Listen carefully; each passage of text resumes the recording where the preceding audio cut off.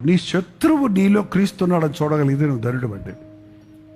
నీ శత్రువు వచ్చి, అన్యుడు వచ్చి నీకు దేవుడు తోడై ఉన్నాడని మాకు తెలుస్తుంది.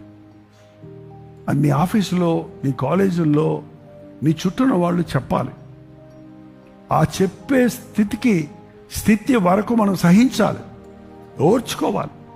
Over night you can't expect that నీకు దేవుడు తోడున్నాగా నిరూపించేయలేవు. యోసేపు ఐగుప్తులోకి వెళ్ళినప్పుడు బానిసగా ఉన్నాడు, కానీ అతడు చేస్తున్నాడు క్రమక్రమంగా. He was a slave, then he became a servant. Slave అంటే 24 hours పనిచేయాలి, సర్వెంట్ అంటే 8 hours పనిచేస్తాడు. ప్రమోషన్ వచ్చింది ఏంటంటే, ఆ తర్వాత అతను దేవుడు తోడుగా ఉన్నాడు, ఇతను చేయదంతా సఫలమవుతుందని యజమాని గ్రహించి అతన్ని స్టూవర్డ్గా చేశాడు, గృహ నిర్వాహకుడుగా, మేనేజర్గా చేశాడు.